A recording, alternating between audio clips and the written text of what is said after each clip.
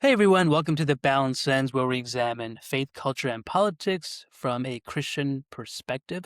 Today's podcast is titled America at 250, What Makes America Unique? We are embarking upon the 250th birthday of the United States, and many people are wondering, is America a country that is worth living in or even dying for? And so we want to examine the ideas, the debates, the principles, the documents that have made America truly a unique country. We're going to talk through this great experiment of human liberty. We're going to talk through the various principles that our founding fathers built the country on. And so today we're going to talk about what are the ideas that set America apart from other countries in the world. And so we're going to tackle four big questions. And to get to the heart of that uniqueness, we're going to begin with the document that started it all, at least in America, the Declaration of Independence. And as we examine this document, we want to ask ourselves, why was it unique and why was it important? So the Declaration of Independence was the first formal statement by a nation's people, the 13 colonies, asserting their right to choose their own government. That framing, like it's very easy and like people may not take it seriously today, but it was unprecedented in 1776. Conflicts before that, they involved rebellions, coups, succession crises, right? But not a philosophical argument that governed and that the people who were governed possessed a legitimate and inherent right to dissolve their political bonds with a sovereign. Remember, that was the background, right? They were ruled by England. So on one hand, the Declaration is was a birth certificate of the U.S. It is an official document that publicly names that names publicly, and then it's first to speak in a unanimous voice. For the first time, the 13 colonies comes together and they declare themselves free and independent states.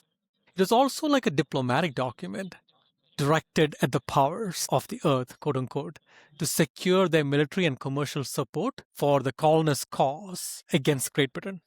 So there was dual purpose in when this was written. It's remarkably concise if you look at the document itself, and we will go through it quickly and we'll read it just for everybody's. It's good to just read it, and it gives us like self-evident truths, and those truths form the premises of the right to the revolution that followed, and the capacity to create a new government resting on popular consent. So one of the beauties, if you think about it, right, it still gives me chills. The phrase self-evident truths it's a rhetorical masterstroke because it frames that contested political claims as moral axioms that require no proof. That's what it means. It's self-evident, right?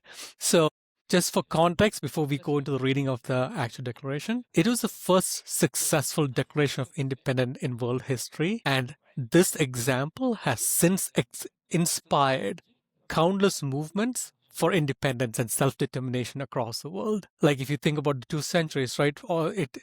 Haiti, Eritrea in 1993, Haiti in 1804, and countless movements in the east of the world as well. American Revolution and the Declaration has been an inspiration to nations around the world on how it was formed and how a lot of people have studied it so that they can emulate what we did. So let me just quickly read through just the first couple of paragraphs of the Declaration of Independence. Okay. In Congress, July 4th, 1776, the unanimous declaration of the 13 United States of America. When in the course of human events, it becomes necessary for one people to dissolve the political bands which have connected them with one another and to assume among the powers of the earth the separate and equal station to which the laws of nature and of nature's God entitle them. A decent respect to the opinions of mankind requires that they should declare the causes which impel them to separation. So that's the first paragraph. The second paragraph is popular. We hold these truths to be self-evident, that all men are created equal, that they are endowed by their Creator with certain unalienable rights, that among these are life, liberty, and the pursuit of happiness.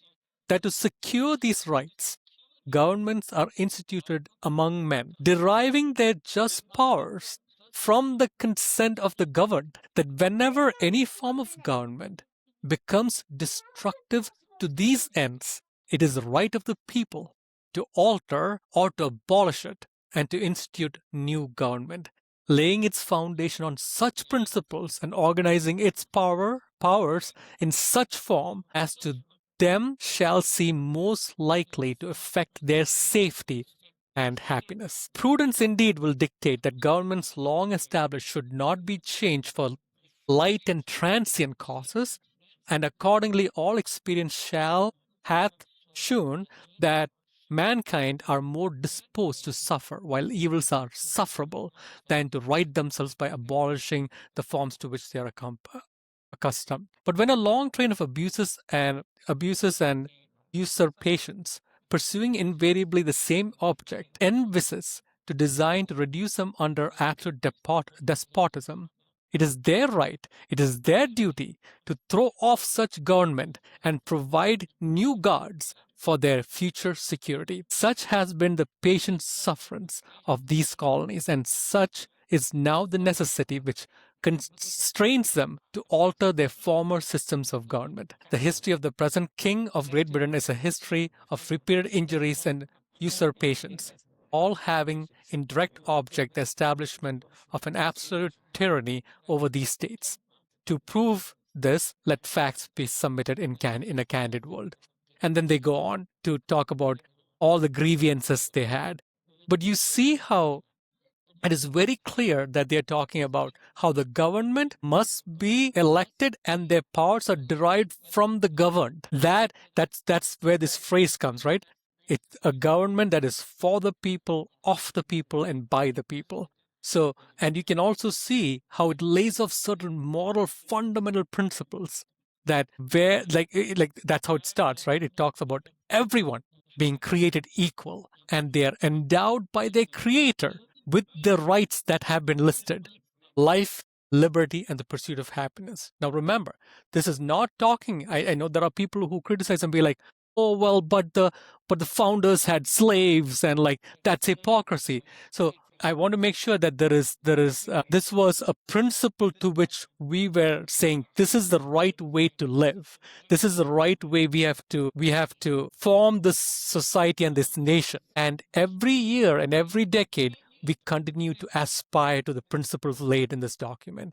And you can see this is a unique country which has continually gotten better and better and better over time, and continue to be almost like a beacon of light for most of the world, that when they look at the US and how we have continued to transform and learn and grow, the principles are derived from this document. Yeah, and what's fascinating about the Declaration of Independence is that you have to understand this one concept that you alluded to. It's the divine right of kings. People believe that kings were representatives of God, and whatever the king said, it was as if God was saying it. And if the king said something, this was God's will for your life. And so they drew on Christian theology. They actually extorted verses and abused verses to justify this. So Romans 13:1-2, if you're a Christian, you might know this. The authorities that exist have been established by God. Consequently, whoever rebels against the authority is rebelling against what God has instituted. For centuries, people use this verse to justify the divine right of kings and the authority of kings over people, regardless of how they governed. Many people also look to the phrase the Lord's anointed in the Old Testament. They pointed to examples where Israel's kings were physically anointed with oil by prophets under God's command, rendering this king's physical position as sacred and divine and untouchable. So if the king said, hey, your family is supposed to be farmers on a field, you would say to your kids and your wife, it's God's will for us to be farmers on a field. The king said, sell all your possessions and sell your house and sell everything you own and give it to me.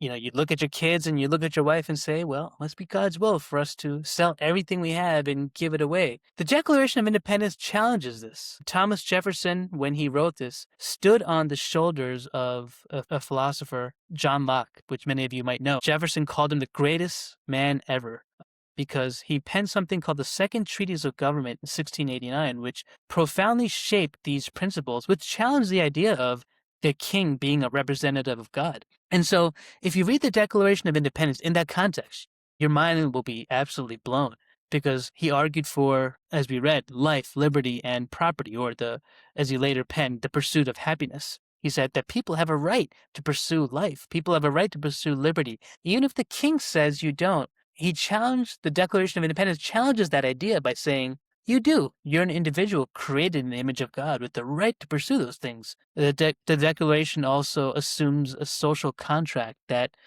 government is a contract between people and those governing it, and citizens give consent to the leaders to govern them.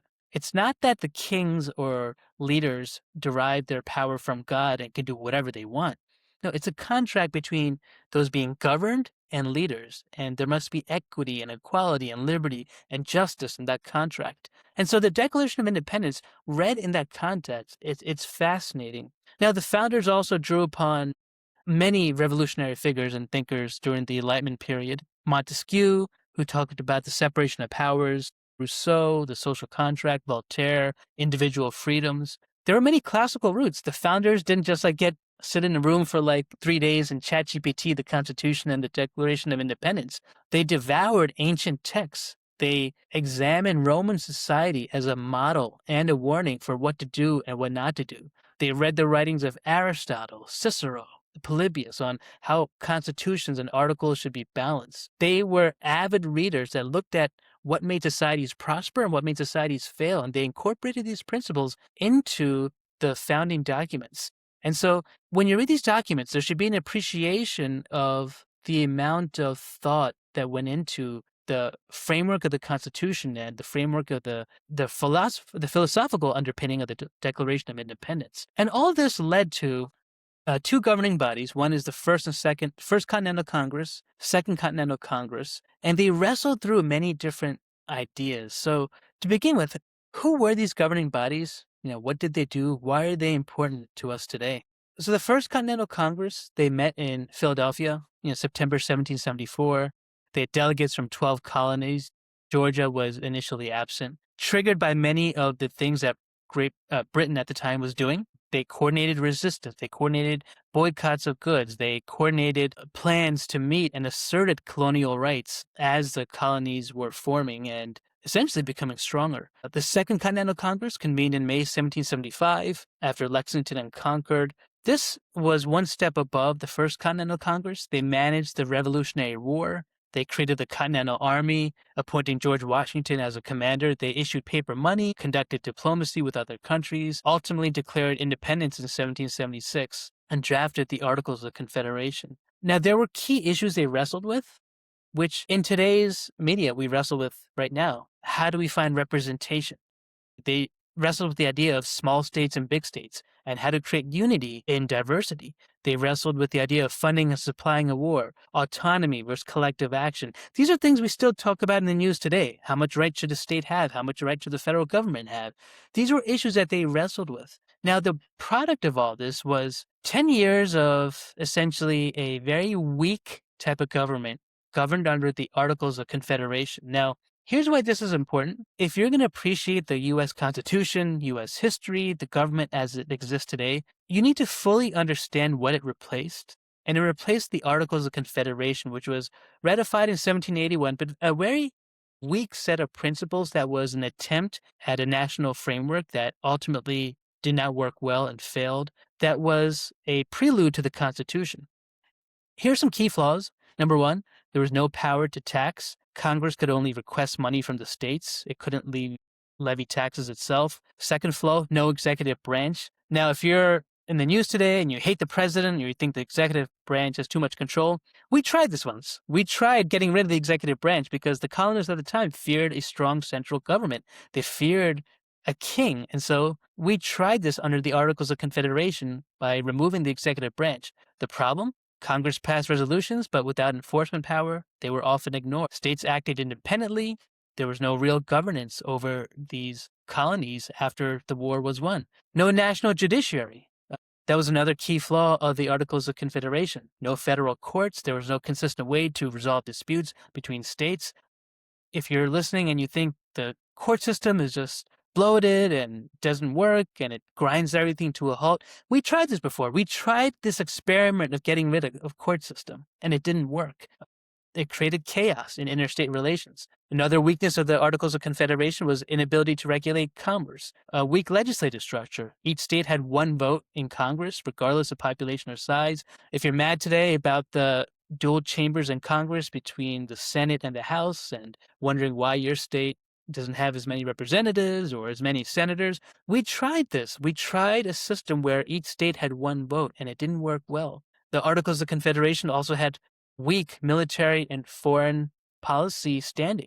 There was no standing army, no standing navy. The government struggled to defend borders against British and Spanish threats or respond to crises. There was a weak central collective action under this limited government. And so all this was a prelude to the Constitution. The Articles reflected this deep fear of, centralized power, British tyranny, but it swung way too far towards state sovereignty, and the result was a government that was too weak to govern. And so when the Constitution was drafted, it's important to remember that the founders were thinking of balance. They were thinking, how can we create a strong central government without the tyrannical power that we saw in England, yet give enough autonomy to states where we can manage the balance of, states and national interests. And this pivot, this crisis, this enigma, this puzzle is what made the Constitution very unique and an enduring achievement that actually lasts till today. And so it's really fascinating. That's a great overview. And it gives the foundation of why and how people debated and came to the ultimate constitution that we're going to be talking about next.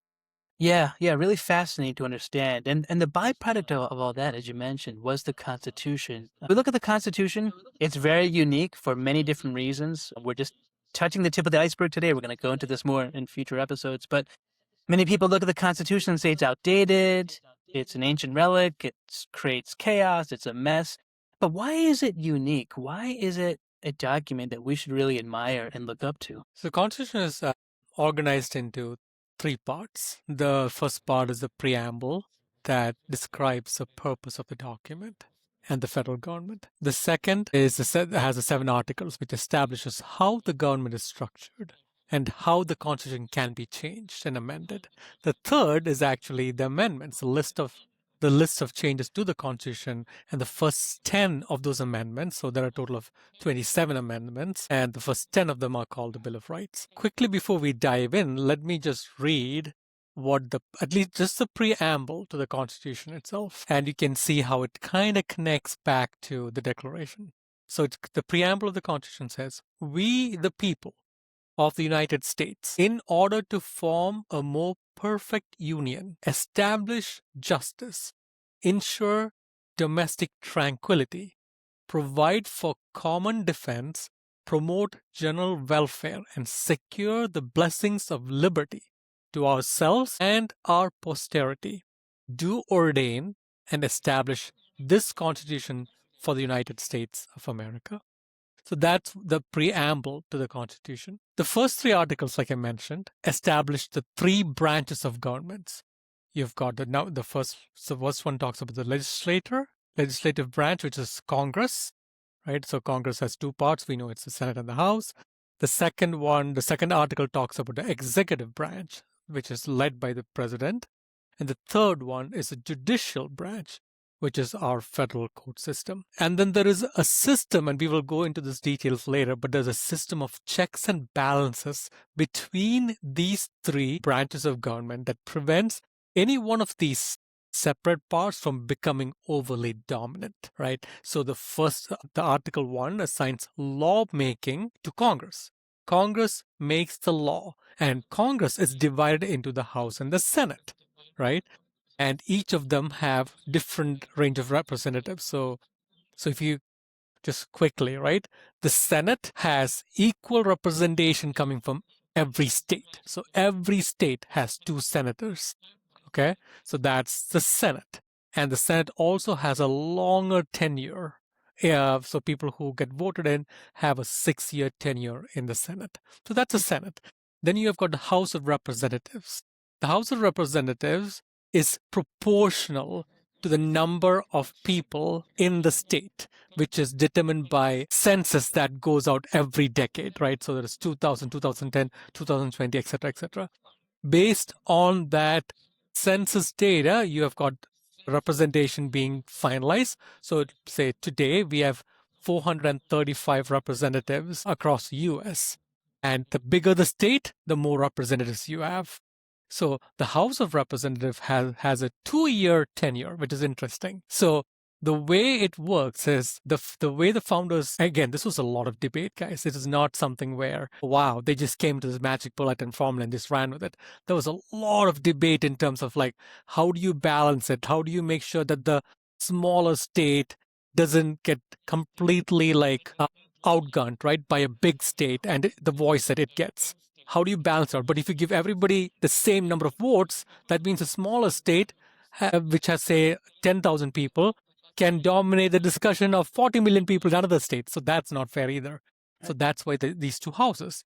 And the House of Representatives, like I said, it has a 2-year tenure, and it's called House of Representatives. So it has immediate representation from the people. The idea is that the House of Representatives are always in tune with the people and their grievances and their feelings and whatever, right?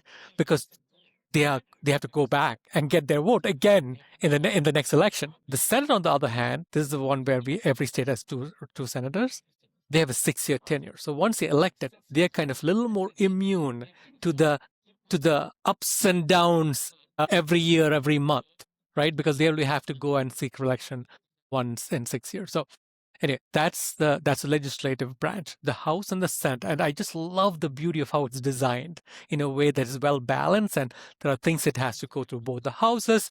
The idea there was the founders wanted it to be a lot of work, a lot of discussion, a lot of compromise, right? People had to get together, talk through it, and make compromises in order to pass laws, because the law that they pass is going to affect all the people of the United States.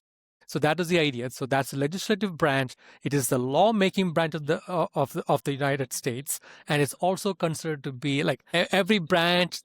People say it's co-equal branch, but if you, in terms of raw power, you could say that one could argue that the legislative branch is the most powerful because it makes the law, right? But it's also very hard for a law to pass through Congress because you need to get so many people on board with it. The second one, as I said, is the executive branch. Again, every 4 years, you've got the presidency being rotated. So again, the point is the president is also held accountable. He or she has to go back and explain to the population if they want to get reelected or their party wants to get reelected, right? So now think back to what we were talking about, the Declaration of Independence, and how the government derives its authority from the people, right? The idea was to make sure that the representatives who are governing are very much in touch with the people, and they're connected, and they're executing based on the desires of the people, and that the people can determine if they want to kick somebody out of the government. Remember, they could not do that in the monarchy in Great Britain, right? So think about the contrast over there. So that's the second article that deals with the executive branch. The third one is the federal judiciary system, which again, we'll talk about in detail later, but it got flushed out later, right? It's a very small article that just basically makes a statement because it's important. The actual system and the court system had to get flushed out over a decade, I think a decade or two. So it took a while, but that again forms the third branch, which then adjudicates whenever there is discussions or whenever there's arguments between states or whenever there is arguments in the lower courts, it has to get to the higher court, to the Supreme Court to get settled. It also, there's checks and balances because and I'm sure everybody sees the news. There are certain executive orders or things that the president does that the judiciary can ultimately strike down, right? So you talk about checks and balances. Even though Congress has the right to make a law, for example, right now, they can't just make a ridiculous law that something that is like outrightly racist because it goes against the Constitution, right? So the laws that Congress makes still has to abide by the foundational principles of the Constitution. So that's what the judiciary does. So you've got these checks and balances happening between these institutions. Like, I'll give you another example. If Congress passes a law, it has to be signed off by the president to be ratified. It's not a law until the president signs it. So if the president vetoes the bill that was passed in Congress, it's not law. Now, there is a way for Congress to override the veto, but they have to get 2/3 majority now in the House, in Congress, which is very hard to get. But you can see how the system is designed for each of the branches to have enough power to execute their functions, but not too much that they overwhelm the other branches, right? They can keep each other accountable. So that's the top three articles. Then of the Constitution. Again, we can go into details later. In terms of age, this Constitution was created actually September 1987. It gets ratified June 1788 and finally takes effect in March of 1789. So as of right now, it's about 237 years old and still going strong. And as it is, it's the world's oldest written national constitution that is in continuous use. It's been amended 27 times, and the latest amendment was ratified in May 1992. One of the beauties of the Constitution is that without any amendments, right, the original Constitution contains just 4,400 words. It is shorter than many of the modern terms of agreements or constitutions that we have seen. And the brevity of the Constitution was very deliberate. The framers did not want to write in every single detail and rules and policies. They wanted to create the broad structural principles and leave some flexibility of interpretation to the generations as they navigate through different times and seasons as a country grows. Just for contrast, right, if you look at the Indian Constitution, it's got 146,000 words versus the 4,400 that we have. And so that's the longevity that of our US Constitution is in part because of the intentional brevity of it and the fact that contested questions or more details were supposed to be discussed and litigated over time, which you have seen happening, right? We still have litigations and people talking and arguing. That's fine. The framers were okay with that, right? What you do not want it to be so rigid that it's not applicable anymore and you have to do something else with it. So that's why this constitution is unique, and it has guided our country through the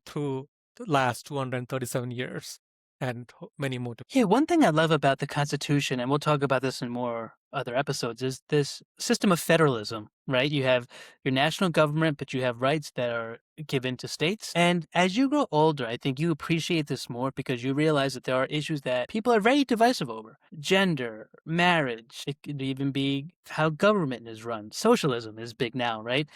We'll use socialism as an example. There are people that want socialism and believe, hey, we want high taxes and we want to have the government to pay for our services, and we want to give away our money so that we can have publicly funded programs. Believe it or not, federalism can give you the leeway to do that because you can have some states that are more socialistic than others, and you can have other states that are more capitalistic, all under one government. Now, will that work well? I don't think it'll work well. I'm not a socialist. I don't believe in socialism. However, under federalism, you can have very diverse, divergent views existing under the hood of one strong central government, as states are given the power to create laws that appease their citizens. The same goes for social issues, whether it comes to family or gender, where there's a lot of varying and diverse opinions on how a family should be structured. Now, we're Christians. I believe family as ordained in the Bible is between a man and a woman, but not everyone's Christian. Some people believe in different family structures. Many people don't believe in the nuclear family. The beautiful thing about the U.S. Constitution and federalism is that it allows people with very diverse views to live under the banner of the U.S. government with states' rights guaranteed through the system of federalism and protected by laws at the national and state level with accountability between the legislative, executive, and judicial branch. And so when you live in America and you realize how all these people live together, and as you grow older, you begin to appreciate the U.S. Constitution and federalism a lot more. Again, that's just the tip of the iceberg. Now, we can talk about this a lot more, but the Constitution is a beautiful document, and so look forward to jumping into this more. Hope you guys loved discussing the Constitution and the beauty of it and how amazing the complexity of this document is. As we come back for future episodes, we hope you can listen in to hear about why America is great and why the Founding Fathers expressed the ideas and principles through this document that is so loose yet has created such a powerful form of government. So we encourage you guys to drop a comment in the comment section below. Join us again for another episode of The Balance Lens. Thanks, everyone.